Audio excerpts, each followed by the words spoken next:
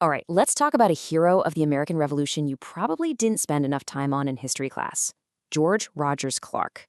This guy was a military genius, a true force of nature who secured a massive chunk of land for the brand new United States. But his personal story? It's one of the most tragic tales of a hero being completely and utterly left behind. This question was asked by a historian thinking about Clark's final days, and man, it just hangs over his entire story. It gets right to the heart of a man who was haunted by what could have been, by unfulfilled goals and promises that were just shattered. It's a theme that really defines his whole life. I mean, just look at this. This is where George Rogers Clark ended up. Paralyzed, missing a leg, totally broke, and basically forgotten by the very country he helped build. He was a shadow of the brilliant commander he once was. The difference between his peak and his end, it's just staggering. So that's the big question, right? How does a man who practically doubled the size of the original colonies through sheer guts and willpower die in debt and obscurity? To get it, to really understand the tragedy, we've got to go back to the war he fought. See, the American Revolution wasn't just one war. You got to think of it as two totally separate conflicts. And the war that Clark was fighting out on the frontier, well, that was a whole different kind of beast than what was happening on the East Coast. Just look at the stakes here. In the East, they're fighting for big ideas, right? Political freedom, no taxation without representation. But out West, where you had constant, brutal raids from British-allied Native American war parties, it was about one thing and one thing only: pure survival. There were no civilians. Everyone was a target. This number, it's just chilling.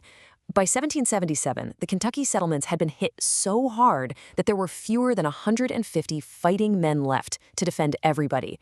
They were right on the edge of being completely wiped out. And in that desperate moment, George Rogers Clark decides that the best defense is a crazy, impossible-sounding offense. So Clark, who was this brilliant surveyor and just a natural-born leader, comes up with this plan that is, frankly, audacious. He says, instead of just sitting here waiting for the next attack, we're going to take a tiny group of men deep into enemy territory, and we're going to capture the British forts that are arming these work parties. This is what he told the Virginia Council when they were dragging their feet about helping Kentucky. It just perfectly sums up his personality. Defiant, all or nothing. He basically shamed them into it, telling them, if you want to claim this land, then you better be willing to fight for it. And here's the kicker. The mission had to be top secret. Clark was given two sets of orders. The public ones, they just said, defend Kentucky. But his secret orders, backed by heavy hitters like Patrick Henry and Thomas Jefferson, gave him the green light for a full-on invasion of British territory. What happens next is honestly one of the most incredible military campaigns in American history. It's what earns him nicknames like the Hannibal of the West. With a force that was never bigger than 200 men, he sets out to conquer a territory the size of the entire eastern seaboard. The speed of it all is just mind-blowing. He takes the fort at Kaskaskia completely by surprise, without firing a single shot. Then, the British, led by a guy they called the Hair Buyer, Lieutenant Governor Henry Hamilton, they retake the main fort at Vincennes. Now, any sane commander would have waited for spring, not Clark. He launches this insane 180-mile march in the dead of winter through icy, flooded plains. And Clark wasn't just a tough soldier. The guy was a master of psychology. At Kaskaskia, he lets his wild-looking frontiersmen scare the heck out of the French-speaking townspeople. Then, right when they think the worst is about to happen, he offers them full protection, freedom of religion, and U.S. citizenship. Just like that, they flipped from being his enemies to his most loyal allies. It was genius. But you have to understand, there was a brutal side to his command. To force a quick surrender at Vincennes, he knew he had to send a message. When his men captured a returning war party, Clark ordered 5 of the warriors to be executed with tomahawks, right there in plain sight of everyone in the fort. It was horrifying, it was gruesome, but it worked. The British commander was so shaken, he gave up the next day.